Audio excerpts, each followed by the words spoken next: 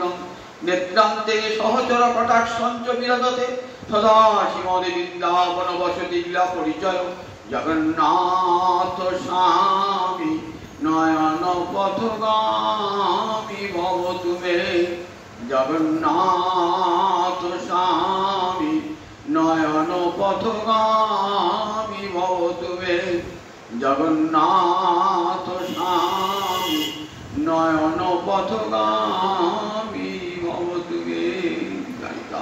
সমবেত ভক্তবৃন্দে চরণে আমার কোটি কোটি দণ্ডবৎ প্রণিপাত। পদ্মপুরাণী দেবী দুর্গা মহাদেবকে জিজ্ঞাসা করছে, জগতে কার আরাধনা সর্বশ্রেষ্ঠ আরাধনা? মহাদেব বলছেন, শোনো দেবী, আরাধনা নাম সর্বেশাং বিষ্ণুর আরাধনা পরম। জগতে সমস্ত আরাধনা আছে, বিষ্ণু আরাধনা সর্বশ্রেষ্ঠ আরাধনা। আমাদের জীবনের সকল কর্মে বিষ্ণু নাম করতে হয়। আজ মন কি করছেন? ওম বিষ্ণু ওম বিষ্ণু ওম বিষ্ণু। শেষ হচ্ছে মাঝে বিষ্ণু নাম, আবার শেষে বিষ্ণু নাম। তাই দেখুন, আদিতে মধ্যে অন্তে যে কোনো কর্মে বিষ্ণু নাম। ঋষিরা জানতেন যে এই বিষ্ণু নাম ছাড়া জগতে কোনো কিছু শুভ মঙ্গল হতে পারে না। অপবিত্র পবিত্র বা সর্বাবস্থান গতইরা ইয় শরীর পুণ্ডরিকাক্ষং সবাচ্যাভ্যন্তর সূচি। আমি শাক্ত হন, শৈব হন, যে কোনো ধর্মের লোক না কেন, আপনাকে এটা বলতে হবে। আমি অপবিত্র হন, আপনি পবিত্র হন, যে কোনো অবস্থাতে থাকুন। পুণ্ডরিকাক্ষ মানে পদ্মলোচন, পুণ্ডরী মানে পদ্ম, শ্বেত পদ্মকে বলে পুণ্ডরী। পক্ষী মানে চোখ, শ্বেত পদ্মের মতো যার টুকরো চোখ গোবিন্দ। তাই গোবিন্দের নাম পুণ্ডরিকাক্ষ বা পদ্মলোচন। পুণ্ডরিকাক্ষকে যে হৃদয়ের স্মরণ করে, সর্বাবস্থায় সে পবিত্র হয়ে যায়। মাধব মাধব বাচি মাধব মাধব গিরি সরন্তি সাধব সর্বে সর্ব কার্যে সুমাধব। যে কোনো কাজ করবেন, ছেলের বিয়ে, অন্নপ্রাশন, উপনয়ন, সব কাজে কিন্তু আপনাকে বলতে হবে। পিতৃ শ্রাদ্ধ, মাতৃ শ্রাদ্ধ, যাই করুন আপনাকে একটু বলতে হবে। আগে সর্বাগ্রে বিষ্ণু স্মরণ ছাড়া কোনো কাজ হবে না। আবার মধ্যেও বিষ্ণু স্মরণ, আবার শেষেও বিষ্ণু স্মরণ। ঋষিরা বলেছেন বিষ্ণু স্মরণ ছাড়া কোনো কাজই হবে না। তাই আরাধনা নাম সর্বেশাং বিষ্ণুর আরাধনম পরম। সমস্ত আরাধনার মধ্যে তাকে কোন আরাধনা ছেড়ে দেবেন? কোন আরাধনায় থাকতে হবে না। বিষ্ণুকে পরম তত্ত্ব জ্ঞানের অন্য দেব দেবী সব আরাধনা করবে, বিষ্ণুর আরাধনা করবে। তস্মাৎ পরতরম দেবী তদীয়ানাং সমর্থন। দেবী জিজ্ঞাসা করছেন, মহাদেব এর চেয়ে বড় আরাধনা কিছু নাই? বলে হ্যাঁ, বিষ্ণু আরাধনা আছে, একটা বড় আরাধনা আছে। খুব ভালো করে শুনুন, বিষ্ণু আরাধনায় বলেন জগতের শ্রেষ্ঠ আরাধনা, কিন্তু বিষ্ণু আরাধনার চেয়েও শ্রেষ্ঠ আরাধনা তস্মাৎ পরম দেবী তদীয়ানাং সমর্থন। তদীয় মানে তৎ হয়ে গেছে, সেই হয়ে গেছে, ভগবান ময় হয়ে গেছে। ভগবানকে নিজের দেহ মন সব দিয়েছে। মদীয় বলতে কিছুই নাই। মাং মদীয় অহং দদে, আমি এবং আমার যা কিছু ছিল সব গোবিন্দ তোমার চরণে দিলাম। এটা যারা বলতে পেরেছে তারা তদীয় হয়ে যায়, যারা ভক্ত। তাহলে বিষ্ণুর চেয়ে বিষ্ণু ভক্তের আরাধনা সর্বশ্রেষ্ঠ আরাধনা। গোবিন্দের চেয়ে গোবিন্দ ভক্তের আরাধনা সর্বশ্রেষ্ঠ আরাধনা।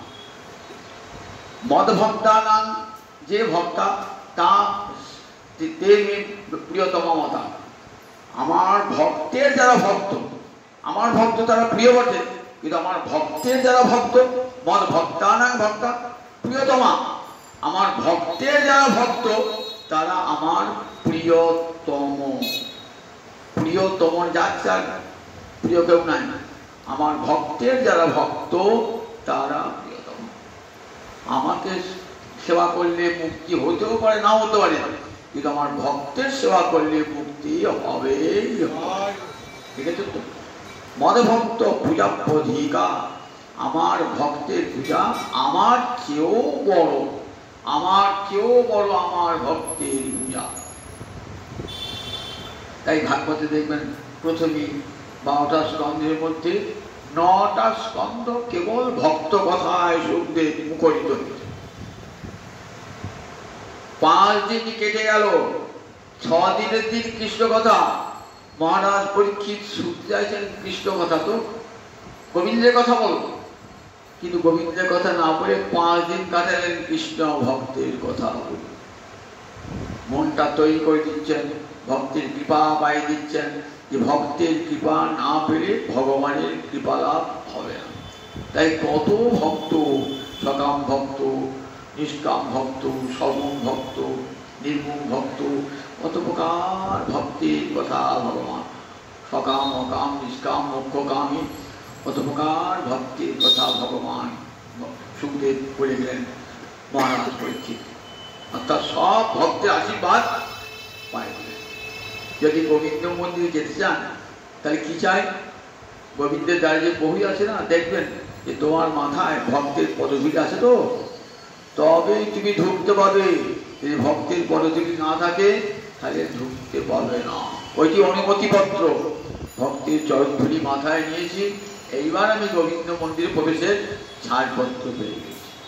এটি ছাড়া এর অনুমতিপত্র না দিলে, যেমন কোনো বড় বড় লোকের কি কোথায় ছোট্ট কাগজে স্পিকিং পারমিশন সেই দেখবেন, সেটি দেখাতে হবে, তবে ভগবানকে দেখালে এই মাথা আমার ভক্তের পদধূলি আছে, ভক্তের পদধূলি আছে, তবে আমি সেখানে ঢুকতে পারবো। তাই কত ইন্দ্রদুম্ন রাজা এই ভুলটা করে ফেলেছিলেন, এই ভুলটা ইন্দ্রদুম্ন রাজা করে ফেলেছিলেন। ভাগবতে দেখি কি রকম। তার আশ্রমটার নাম ছিল কুলাচল আশ্রম। সেই আশ্রমে পরম হরিভক্ত রাজা এসেছেন কি অগস্ত্য ঋষি, যে ঋষি নয় যে এক গণ্ডূষে সমুদ্র পান করে দিয়েছিল, যে ঋষি নয়, সেই অগস্ত্য ঋষি। রাজা অগস্ত্য ঋষিকে দেখেও কৃষ্ণ পূজায় নিরত, উঠে এসে সম্বর্ধনা জানালেন, অভিশাপ দিলেন, তং হস্তি মূর্খ ভব। জানো না রাজা হয়েছ, রাজা হয়েছ, হাতি যেমন শরীরটাই মোটা হয়, বুদ্ধি নাই, তুমি তেমনি রাজা হয়েছ বুদ্ধিহীন, বৈষ্ণব হয়েছ বুদ্ধিহীন। জানো না কৃষ্ণের চেয়ে কার মর্যাদা বেশি? কৃষ্ণ ভক্তের মর্যাদা বেশি, জানো না? আমি এলাম, আমাকে অভ্যর্থনা জানালাম, তখন হস্তি মূর্খ ভব। সত্যযুগের রাজা, মালব দেশের রাজা, মালব দেশের অবন্তী নগরীর রাজা ইন্দ্রদুম্ন রাজা, পরম হরিভক্ত রাজা। এই হরিভক্ত রাজা অগস্ত্য ঋষির অভিশাপে গজেন্দ্র হয়েছিলেন, সে কাহিনীটা আমাদের বলেছি, গজেন্দ্র হয়েছিলেন। সেই ইন্দ্রদুম্ন রাজায় কলিযুগে হইলেন, সত্যযুগের রাজা কলিযুগে হইলেন প্রতাপরুদ্র, উড়িষ্যার রাজা, দুর্দণ্ড প্রতাপ। সর্বত্র মুসলমান রাজ্য, একমাত্র উড়িষ্যা তখন স্বাধীন নরপতি হিন্দু রাজা আমাদের প্রতাপরুদ্রের অধীনে। কত বড় তার রাজ্য ছিল জানেন? এই হুগলি মেদিনীপুর পর্যন্ত রাজ্যের বিস্তার। আবার ওদিকে একবারে তেলেঙ্গানা মাদ্রাজ পর্যন্ত রাজ্যের বিস্তার বিশাল। ভারতবর্ষের প্রায় অর্ধেকটা জুড়ে তার রাজত্ব, দুর্দণ্ড প্রতাপ রাজত্ব, হিন্দু স্বাধীন হিন্দু নরপতি, সর্বত্র মুসলমান রাজত্ব, একমাত্র ওইখানটাই হিন্দু রাজত্ব। সেই দুর্দণ্ড, তার বাবার নাম ছিল পুরুষোত্তম দেব, মায়ের নাম পদ্মাবতী। পরম হরিভক্ত রাজা এসেছেন তো পূর্বজন্মের সংস্কার নিয়ে, তাই গোবিন্দে তার পারাদ ভালোবাসা, জগন্নাথের পারাদ ভালোবাসা। রাজা যুদ্ধ করতে গিয়েছেন, সেই অবস্থাতে মহাপ্রভু গিয়েছেন, পুরী ধামে গিয়েছেন। তখন তো রাজা ছিলেন না, বাসুদেব সার্বভৌমের সঙ্গে রাজার পরিচয়, এবং বাসুদেব সার্বভৌম কাছে রেখে দিয়েছেন। রাজা এলেন যুদ্ধ শেষ করে, এসে কার কাছে এসেছেন? এসেছেন বাসুদেব সার্বভৌম রাজপণ্ডিত। বাসুদেব সার্বভৌম রাজ এখানে নবদ্বীপ থেকে নিয়ে গেছিলেন, বাসুদেব সার্বভৌম রাজপণ্ডিত। তখন মহাপুরুষ দক্ষিণ দেশ চলে গেছেন, তখন বলছেন, শুনলাম রাজা পণ্ডিত, তোমার গৃহে একজন সন্ন্যাসী এসেছেন, সেই সন্ন্যাসীকে দেখলি কৃষ্ণপ্রেমী সবাই বিহ্বল হয়ে যায়, তা সেই সন্ন্যাসী দর্শন আমি পাবো না? তা বললে, সন্ন্যাসী দর্শন পাওয়া বড় দুর্ঘট, সেই সন্ন্যাসীকে দেখা বড় দুর্ঘট। সন্ন্যাসী নারী মুখ দর্শন করেন না, বিষয়ীর মুখ দর্শন করেন না। আমি কি পাবো না তার চরণ? বলে, আমি চেষ্টা করব, তোমাকে কথা দিতে পারছি না, বড় কঠোর সন্ন্যাসী, আমি কথা দিতে পারছি না। রাজা বললেন, তোমাকে তো আমার অনুরোধ, বলো রাজা প্রতাপরুদ্র তার চরণ কৃপা পেতে চায়। বলে, আমি রাজা আপনার কথা আমি জানাবো। চলে গেছেন রাজা আবার কটকে, সেখান থেকে একটা পত্র লিখেছেন। পত্র লিখেছেন বাসুদেব সার্বভৌমকে, যে রাজপণ্ডিত, আমি কি গৌর কৃপা পাবো না? তা বললে, তুমি গৌর কৃপা দেখো, গৌর কৃপা পাওয়া বড় দুঃসাধ্য। গৌর কৃপা পাওয়া, নিষ্কৃতজন সন্ন্যাসী, তার কৃপা পাওয়া বড় কষ্টকর, তবে আমি এর চেষ্টা করবো বলতে পারি। দেখো, তিনি সাধারণত অন্য কোনো নারী মুখ দর্শন করেন না, বিষয়ী মুখ দর্শন করেন না, এমন কঠোর সন্ন্যাসী। একদিন এসেছেন মহাপ্রভু, দক্ষিণ দেশে ঘুরে এসেছেন। ঘুরে আসার পরে একদিন মহাপ্রভুকে নির্জনে বসে আছেন। বলছেন, বাসুদেব সার বলছেন, প্রভু একটা কথা বলবো,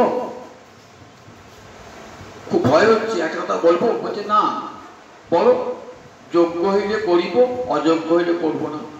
যে তোমার কথাটা ঠিক হয়, আমার সাধ্যে গুলে করবো, নাহলে করবো না। বলছে, এই উড়িষ্যার যিনি রাজা না, পুরীর যিনি রাজা না, তিনি পরম হরিভক্ত রাজা, তিনি আপনার সঙ্গে একবার সাক্ষাৎ করছেন, আপনার চরণে কৃপা পেয়েছেন। যেই বলা, যে রাজার নামটি করেছে না, সঙ্গে সঙ্গে কর্ণে হস্ত দিয়া প্রভু সরে নারায়ণ, কর্ণে হস্ত দিয়া প্রভু সরে কাণ্ডে। দাদা এসব কথা শুনতেও নাই, কৃপা তো দূরের কথা, বিষয়ের কথাটাই শুনো না, শুনলে পাপ হয়। কর্ণে হস্ত দিয়া প্রভু সরে নারায়ণ। কি কহে তিনি অযোগ্য বচন? দেখো, আমি তো সন্ন্যাসী, সন্ন্যাসী আমার রাজদর্শন কেমন? স্ত্রী দর্শন সম বিষের ভক্ষণ।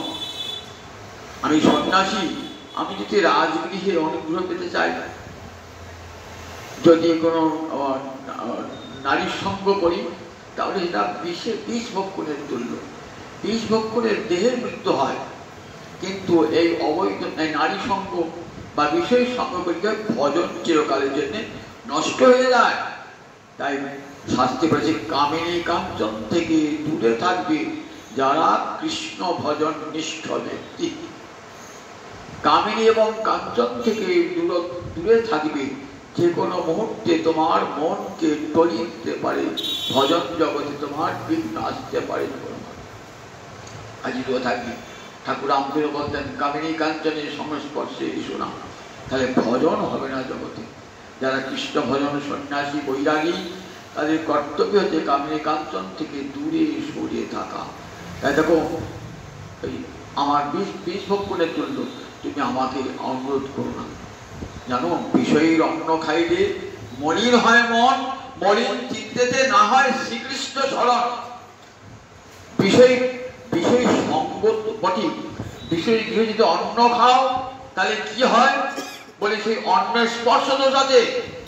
বিষয়ের হাতে স্পর্শ যদি থাকে না, সেই স্পর্শ দোষে কি হবে? ভজন নষ্ট হয়ে যাবে। দেখেছেন তো, সেখানে যার তার গৃহে ভক্তের খাওয়া নিষিদ্ধ। যার তার গৃহে লোকে বলে, এই খাবে কেন, কেন? দেখে তো ভক্ত বহু বিবেচনা করে খায়।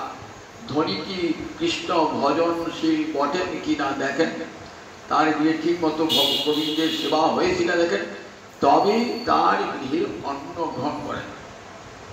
ভাগবতে পৃথুরাজের উপাখ্যান আছে। পৃথুরাজা বলছেন যে, দেখো, ধনী গৃহ কেমন না, বেলালয় দ্রুমা। বেলালয়, বেল মানে সর্প, সর্পের কোটরযুক্ত বৃক্ষ। আপনি গ্রীষ্মকাল ধরে চলছেন তো, যেতে দেওয়া যায় বিরাট বট গাছ, বেশ ছায়া আছে, শুয়ে পড়ি। শুয়েছেন, শুয়ে দেখছেন বাবা কোটর থেকে একটা বড় গৌর সব ফস ফস ফস করছে। আপনি বলি বাবা রোদেই হাঁটবো, আমার ছায়ায় কাজ নেই, আমি রোদে দিয়ে হাঁটবো।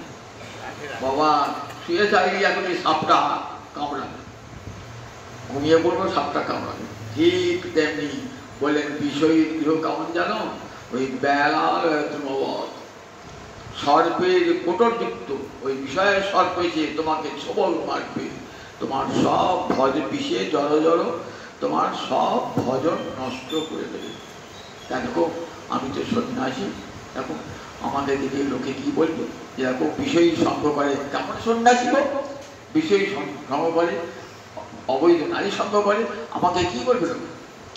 যদি ফের এই কথা বলো তাহলে কিন্তু আমি এখানে আর থাকবো না। কোথায় যাবেন? আলালনাথে চলে যাবো। আলালনাথে চলে থাকবো না, আমার যদি পুনরায় অনুরোধ করো। আবার দ্বিতীয় পত্র লিখেছেন ঘটক থেকে, লিখেছেন কেমন, জন্ম জন্মের ভক্ত তো রাজা হলে কি হবে?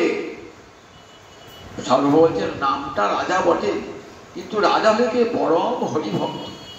তা বলছে দেখো ওই এক রাজা নামটাই জানতো, কাঠের সাপ দেখলে পারে কি আপনাকে দংশন করবে না, কিন্তু আকারটা দেখলেই ভয় লাগে। একটা কাঠে যদি গরু সাপ পড়ে আসেন, রাত্রিবেলা দেখি বাবার এই সাপ বলে পালিয়ে আসবেন। বলে ঠিক তেমনি ওই রাজা নামটা কাল সর্পাকার, রাজা নামটাই খারাপ। আবার দ্বিতীয় পত্র লিখেছেন, বলেছিলেন পণ্ডিত, বললেন অনেক অনুরোধ করলাম, কিন্তু তিনি কিছুতেই রাজি হচ্ছেন না। বলছেন রাজি হচ্ছেন না, তার প্রতিজ্ঞা না করিব রাজদর্শন। তিনি বিচার করেছেন রাজমুখ দর্শন করবেন না তো, মোর প্রতিজ্ঞা তাহা বিনা ছাড়ি বুঝিব। আমার একটা প্রতিজ্ঞা রইল, যদি তার কৃপা না পাই আমি প্রাণ পরিত্যাগ করব। রাজ্যশালী যোগী হইব, হইব ভিখারী। রাজ্য পরিত্যাগ করে কর্ণে কুণ্ডল দিয়ে যোগী সেজে ভিখারী হব আমি। যদি তিনি কৃপা না করে, আমার রাজ্যেরও দরকার নাই, আমার রাজ্য ভালো লাগছে না। যেদিন থেকে তার নামটি শুনেছি সেদিন থেকে মন তার প্রতি আমার আকৃষ্ট। তার কৃপা আমাকে পেতেই হবে, তার কৃপা ছাড়া আমি বাঁচব না। এক মুহূর্ত আমি প্রাণ পরিত্যাগ করব। সকলকে কৃপা করছেন, নিজ জাতি থেকে পাপিষ্ঠ পতিত সকলকে, আর আমাকে কৃপা করবেন না? তিনি তো পতিত পাবন শুনেছি, আমার মতন পতিতকে যদি উদ্ধার করতে না পারলেন, তাহলে পতিত পাবন নামটা হবে কেমন করি? জগাই মাঝেকে যখন কৃপা করবো না, মাথায় কিন্তু কোনো মতেই কৃপা করবো না বললেন, নিতাই চাঁদ বলছেন তাহলে পতিত পাবন নামটা কাটা যাবে তোমার। তোমার প্রতিজ্ঞাটাও কি প্রতিজ্ঞা করেছিলেন? এই বস্ত্র না ধরিবে, কারো প্রাণ নাশ না করিবে। তাই তুমি অস্ত্র ধারণ করে অস্ত্রকে ডাকছো, প্রাণ নাশ করে বলছো।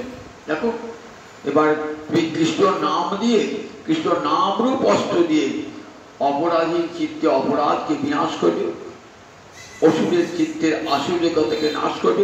এটাই তোমার প্রতিজ্ঞা। তার প্রতিজ্ঞা ভঙ্গ হবে না, তোমাকে কেউ আর পতিত পাবন বলবে না। মাঝের মতন পতিতকে যদি উদ্ধার করো তবেই তোমার পতিত পাবন নাম সার্থক। রাজাও বলছেন আমার মতন পতিতকে যদি কৃপা না করেন তাহলে পতিত পাবন কিসে? তবে আমিও ঠিক করি আগে ভক্তের প্রতিজ্ঞা আর ভগবানের প্রতিজ্ঞা, কোন প্রতিজ্ঞাটা স্থায়ী হয় বলে দেখি? ভক্তের প্রতিজ্ঞা। ভক্তের সঙ্গে বাকি ভগবানের লড়াই লাগে, কার জয় হয়? ভক্তের জয় হয়, যুগে যুগে ভক্তের জয়। বিশ্ব বললেন আমি তোমাকে অস্ত্র ধারণ করাবো। কৃষ্ণ বলেন আমি যুদ্ধ অস্ত্র ধারণ করবো না।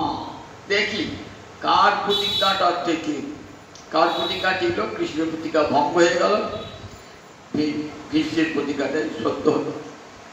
রথের দিনে প্রথম দিনে কি রথের চাকা ভেঙে গিয়েছে, চাকার মধ্যে সুদর্শন চক্রের শক্তি সঞ্চার করে বিশ্বের দিকে তেলে গিয়েছে। বিশ্ব বলছে সবাই ভাবছেন আমার প্রতি বিদ্বেষে আসছেন, মোটেই না, আমার প্রতি কৃপা করে আমার যে প্রতিজ্ঞা রক্ষা করবার জন্যে ভগবান সেদিনই বলেছিলাম তুমি কি ভক্তবৎসল প্রভু, আমার বাক্যটাকে সত্য করবার জন্য তুমি অস্ত্র ধারণ করলে প্রভু, তোমার মতন কৃপার কেউ নাই। চোখে জল দিচ্ছে। তাই রাজার প্রতিজ্ঞা, আমি তাকে দর্শন না করি প্রাণ পরিত্যাগ করি। দ্বিতীয় পত্র যে নিয়ে এইবার গেলেন নিতাই চাঁদের কাছে। নিতাই চাঁদের কৃপাটা না পেলে বহু কৃপা পাওয়া যাবে। আগে নিতাই চাঁদের কৃপাটা চাই।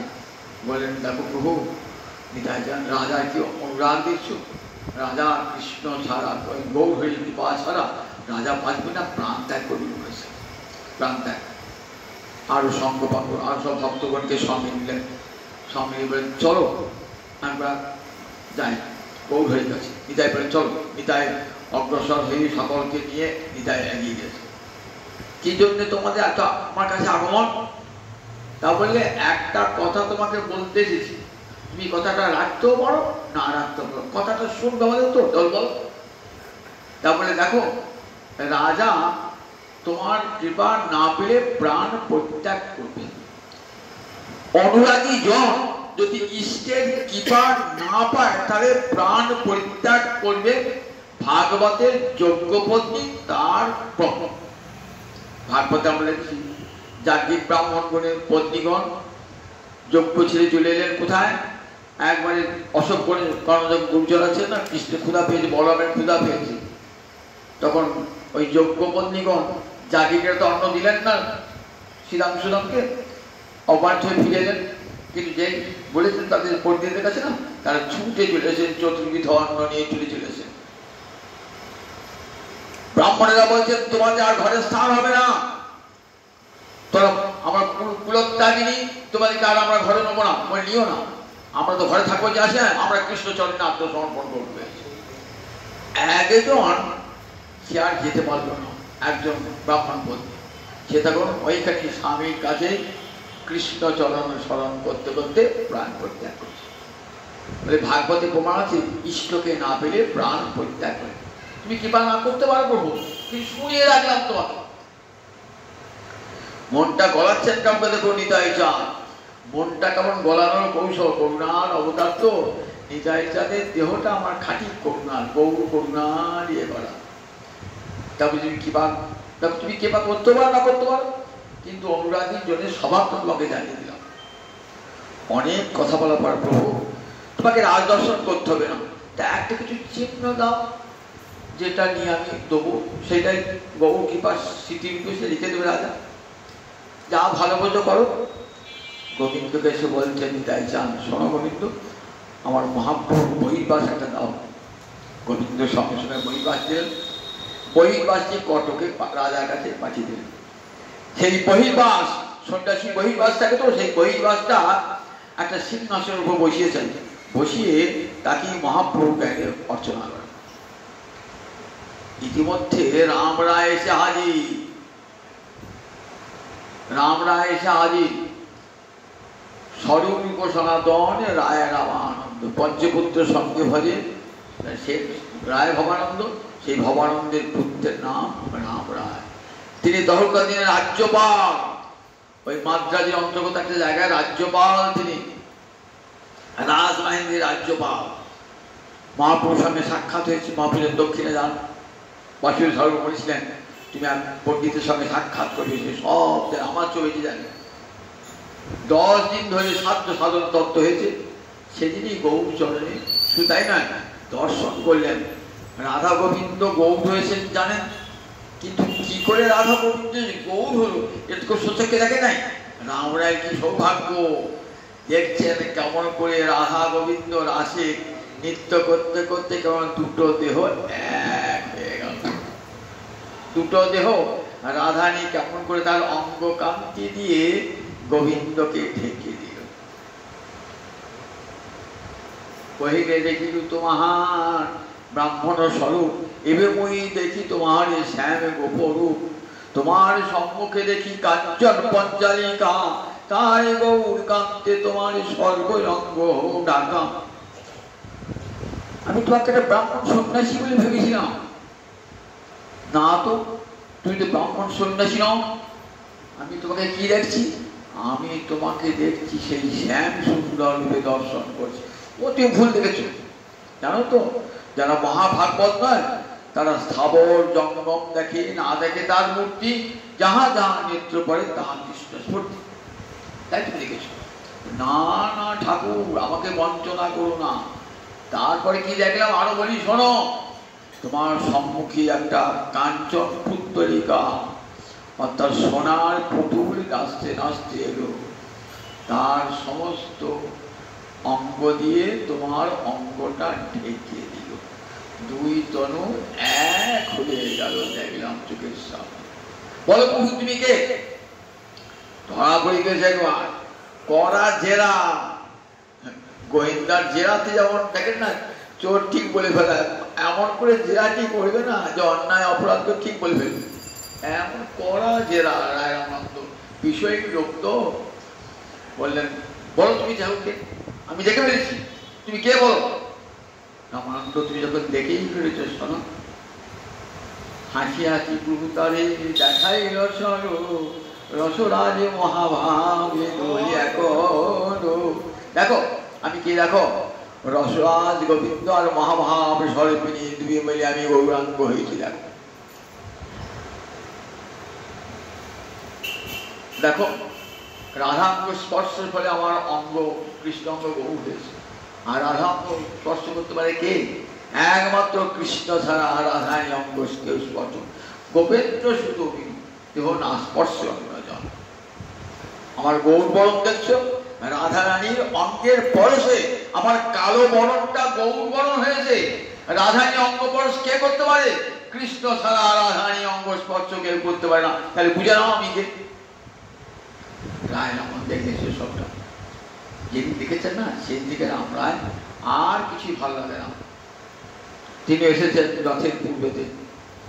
রথের পূর্বেতে আগে রাজাকে নিবেদন করে, রাজা আমি আর রাজকার্য করবো না, আমার আর রাজকার্যের প্রয়োজন নাই। রাজা বলছে ঠিক আছে, তোমাকে রাজকার্য করতে হবে না। তুমি রাজ্যপাল হিসেবে যে বেতন পেতে সেই বেতন তুমি পাবে, কিন্তু আমার একটা অনুরোধ তোমাকে রক্ষা করতে হবে। কি? আমি যেন চৈতন্য চরণ পাই। বলেন ঠিক আছে রাজা, আমি চেষ্টা করব। রাম এসে রামরায় পুরীতে এসে একবারে গৌচরণের কাছে গেল। মহাপ্রভু বলছেন রামরায় প্রভু দর্শন করলে, জগন্নাথ দর্শন করলে? বলছেন প্রভু, রামরায় বলছেন রায় কহে চরণ রথ হৃদয় সারথি, যাহা লইয়া যায় তাহা যায় জীবন অথি। না না প্রভু, আমার হৃদয়টা রথ আর চরণটা হলো সারথি। সারথি রথটাকে যেখানে নিয়ে যায় রথটা সেখানেই যাবে। তাহলে আমার চরণ রথটা, চরণ সারথি তোমার কাছে নিয়ে এলো। মহাপুজো কোথাও যাও, সমুদ্রে স্নান করে জগন্নাথ দর্শন করে নিজের গৃহে আত্মশ্রদ্ধা করে এসো। দেখা করে আবার পরের দিন এসেছেন প্রভু বলছেন দেখো প্রভু, আমাদের রাজার যেমন এত ভালোবাসা না, এই ভালোবাসা আমার নয়। জানো রাজা তোমাকে কি ভালোবাসে? মহাপ্রভু দেখো তোমার সঙ্গ যারা পেয়েছে না, তারাই কৃষ্ণ ভালোবাসে। তোমার সঙ্গ পেয়েছেন তো রাজা, তাই তোমাকে ভালোবাসে, তাই গোবিন্দ ভালোবাসে। নানা রাজা নানা সঙ্গ প্রভু, রাজা পরম কৃষ্ণ ভক্ত রাজা।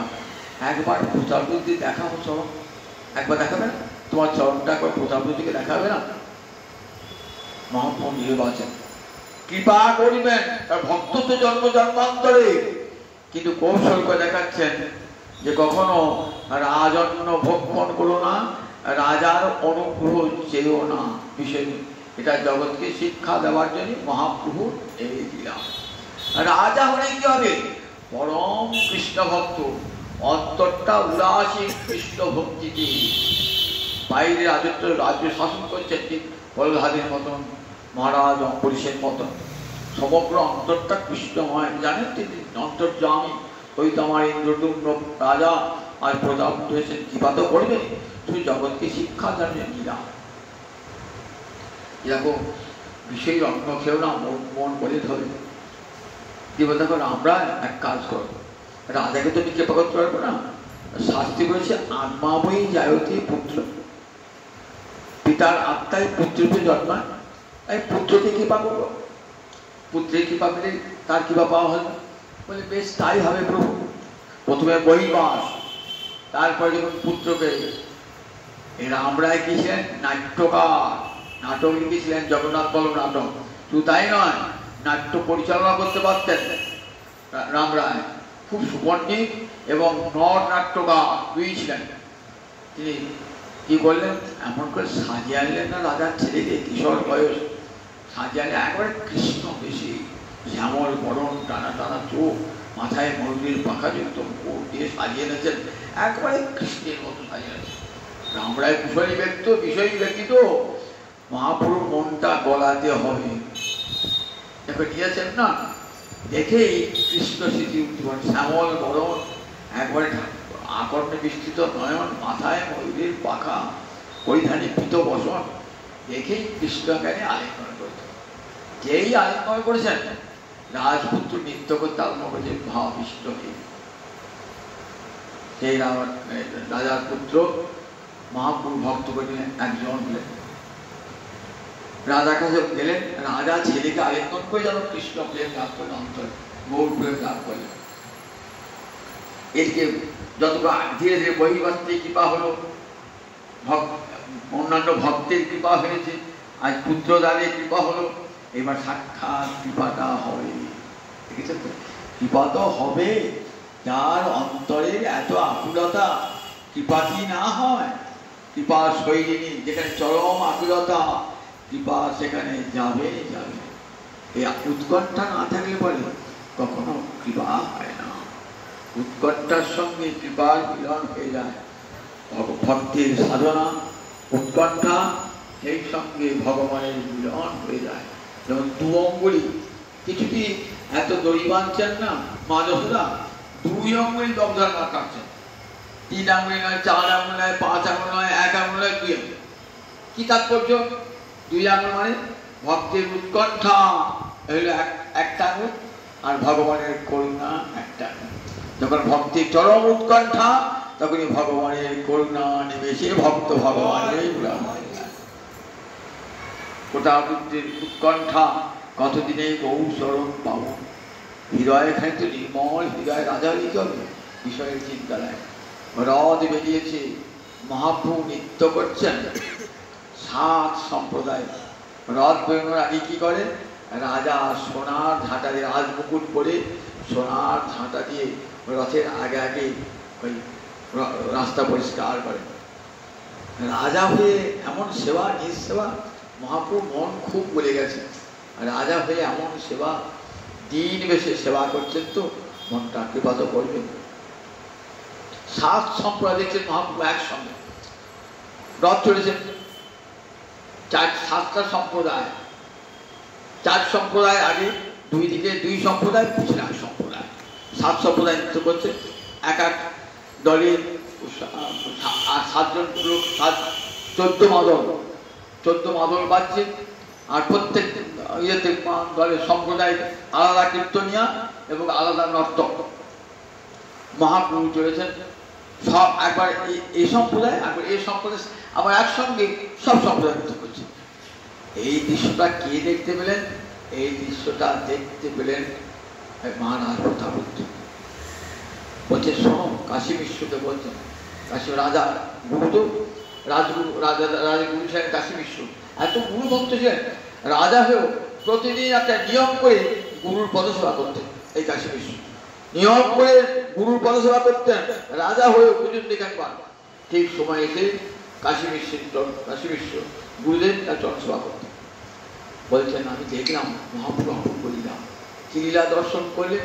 বললেন একসঙ্গে 7টা সম্প্রদায়ের মহ নৃত্য করছে। বললেন দেখো, কৃষ্ণচন্দ্র যখন রাজলীলা করছেন না, তখন সব গোপী দেখছে আমার কাছে কৃষ্ণ, সব গোপী, সবাই সমস্ত গোপী দেখছেন আমার কৃষ্ণ, আবার রাধার কাছেও কৃষ্ণ রয়েছে। এমন নৃত্যের কৌশল কয় দেখছেন।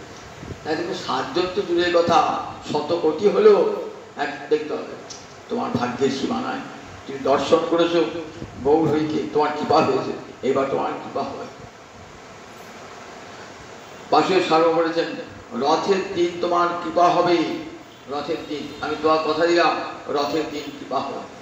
রথ চলেছেন, অতি দূরে দূরে চলেছেন। একবার অঙ্গস্পর্শ হয়েছে রাজা, রাজা বলেন ছি ছি ছি ছি, বিশেষ অঙ্গস্পর্শ হলো আমার, ভয়ে শুনেছে রাজা, আমার বিশেষ স্পর্শ হয়েছে। এটা শুধু লোক দেখানো বলবার জন্য, কৃপা তো করেই আছে আগে থেকে। এমন শুদ্ধ পবিত্র মানুষ যার হৃদয়ে কৃষ্ণ ভক্তি আর কিছুই নাই, তাকে স্পর্শ করবেন না? তো জগৎকে শিক্ষা দান করবার জন্য। এইবার নৃত্য করতে করতে আসছেন কোথায়? বলগণ্ডী স্থান। বলগণ্ডী স্থানে সে কাল রাত্রে কিন্তু বলগণ্ডী থেকে গুন্ডিচা মন্দির যাবেন, দুপুর রাতে এসে বলগণ্ডী স্থানে বিশ্রাম করছে। ওইখানে একটা মাসি আছে, ওখানে মাসি জগন্নাথ অর্থাৎ ইন্দ্রজুরাজ একটা মহিষী, অনেক মহিষী তন্ত্রে থাকতেন, তো ওই মাসির বাড়িতে ওখানে কেউ একটা ভোগ হবে, ওই সে ভোগ খেয়ে আবার জগন্নাথের রথ চলবে, তারপর গুন্ডিচায় আসবে। ওখানে রাজা সমস্ত যারা বিশ্রাম নিচ্ছেন, গাছের ছায়া আছে, উপবন একটা ছায়া, সবাই ভক্তগণ একা একটা গাছের তলায় বসেছেন। মহাপ্রভু একটা গাছের তলায় শয্যা শুয়ে আছেন, আর চরণ দুটি নড়ছে, নড়ছে। বলছেন সার্বভৌমকে, জানো এই চরণ দুটি কি বলছে জানো? মহাপ্রভুর বদন নিষ্ঠুর হতে পারে, কিন্তু চরণে বড় করুণাময়, চরণ ডাকছে, এসো এসো রাজা, তোমাকে কৃপা করবেন। যাচ্ছেন, গোপীগীত গাইতে গাইতে যাচ্ছেন। তব কথামৃতং তপ্ত জীবনং কবিভিরিজিতং কল্পসাপহং শ্রবণমঙ্গলং শ্রীমদাততং ভুবি বিনন্তি যে বুড়িদা জনা। গোপীরা কাঁদতে কাঁদতে কৃষ্ণ দর্শনে বলছেন, হে গোপীগণ গোবিন্দ, তব কথামৃতং তপ্ত জীবনং, তোমার কথা তো কথা নয়, অমৃত, এবং তাপিতজনকে জীবন দান করে, সংসার জ্বালায় যারা উত্তপ্ত তাদেরকে জীবন দান করে। জগতের ব্রহ্মাদি দেবগণ কবিরা তোমার কথার প্রশংসা করিতেছেন। কবিভিরিত কল্মসাপহং, সেই কথা যার কানে ঢুকে তার সমস্ত কলমস, সমস্ত পাপ নশ হয়ে যায়। শ্রবণ মঙ্গলম, শুনলেই মঙ্গল হয়ে যায়। আর কোন কথা শুনলে মঙ্গল হয়? কৃষ্ণ কথা শুনলেই মঙ্গল হয়। শ্রবণ মঙ্গলম। শ্রীমৎ, যেখানে শ্রী মানে লক্ষ্মী, যেখানে কৃষ্ণ কথা সেখানে লক্ষ্মী সহসায় বিরাজমান। যেখানে কৃষ্ণ কথা সেখানে লক্ষ্মী বিরাজমান, তার প্রিয়তমের কথা শুনবার জন্য সেখানে আসে। আততম, ভুবি আততম, পৃথিবীতে ছড়িয়ে আছে। কারা ছড়িয়ে রেখেছে? বলেন সুখ, ব্যাস, নারদ, প্রহ্লাদ, পৃথিবীতে এই কৃষ্ণ কথা ভুবি আততম ছড়িয়ে রেখেছে। যারা এই কথা জগৎকে দান করে, জানা তাদের মতন দাতা আর কেউ নাই। টাকা পয়সা দিতে পারে, অনেকে ধন দৌলত দিতে পারে, কিন্তু কৃষ্ণ কথা দান সর্বশ্রেষ্ঠ দান। তাই জগতে যারা কৃষ্ণ কথা শোনায় তাদের মতন দাতা জগতে আর কেউ নাই। ব্যাস, বাল্মীকি, সুখ, যারা জগৎকে কৃষ্ণ কথা শুনেছেন তারা ভুলিতা। এই কথা কীর্তন করতে করতে দিন বেসে যাচ্ছে। বিপত্তি নৈপুণ্যে করে পদ সম্মোহন, আর মহাপুরুষ চরণটি চিনছেন আস্তে আস্তে আস্তে। আর এই ভাগবতের গোপী গীতি গাইছেন। এই তুমি অসুবিধে শোনাও, এমন লীলামৃত শোনালে আমাকে। হ্যাঁ, বলছেন এমন লীলামৃত কে তুমি আমাকে শ্রবণ করালে? বলে দেখো, তুমি আমাকে অনেক দিলে, তুমি মরে দিলে অমূল্য রতন, মোর কিছু দিতে নাহি যেন আগে। দেখো তুমি এত দিয়েছ, বিনিময় আমার তো কিছু দেওয়া উচিত। আমার তো কেবল নিঃস্ব ভোগ, আমি সন্ন্যাসী, আমার তো কিছু দেবার নাই, আমি তোমাকে জড়িয়ে পারি দিচ্ছি। কি তোমার বাঞ্ছা বলো? বলে আমি তোমার যেন দাসের অনুদাস হতে পারি, দাসের অনুদাস হতে পারি। দেখালেন সরভুজ মূর্তি দর্শন করলেন। গৌরহরি কৃপা প্রাপ্ত হলেন, প্রতাপরুদ্র গৌরহরি কৃপা পেলেন। রথের দিনেতে গৌরহরি কৃপা লাভ করে প্রতাপরুদ্র সারাটি জীবন গৌর চিন্তা ছাড়া কোনো অন্য চিন্তা ছিল না। গৌর চিন্তা ছাড়া আর অন্য কোনো চিন্তা ছিল না। এমন রাজা না, গৌর সর্বস্ব তার, ও সর্বস্ব। দিবারাত্র রাজকার্য চালাতেন, মনটি একবার সর্বপ্রকারই গৌরচর নিবিষ্ট হয়ে গেছেন। এই প্রতাপরুদ্রের অনেক কথাই আছে, আর তো বলা হবে না।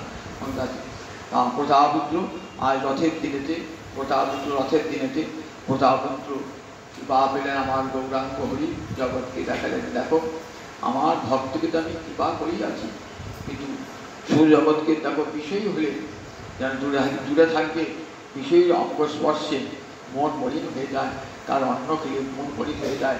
এই সবসময় কৃষ্ণ ভজন করতে গেলে যাতে ভজন নষ্ট না হয় দেখতে হবে। এমন বিষয় সঙ্গ আসবে যে বিষয়ে কৃষ্ণ ভক্তি যার প্রাণ, এমন ভক্তের সঙ্গ পরিণত হবে না। তা আমাদের প্রতাপরুদ্র বিষয় হল মন তার কৃষ্ণচরণে নিবেদিত। সংসার প্রত্যয় করছেন ঠিক প্রহ্লাদের মতন, মহারাজ যুধিষ্ঠিরের মতন, এরা তো বিষয়ই ছিলেন, মন ছিল কৃষ্ণচরণে। গোবিন্দ কৃপা করেন না, গোবিন্দ কৃপা করেছেন, ঠিক তেমনি করে কৃপা করলেন মহারাজ প্রতাপরুদ্রকে। সেই প্রতাপরুদ্রের জয় হোক, জয় হোক, জয় জয় জয় জয়।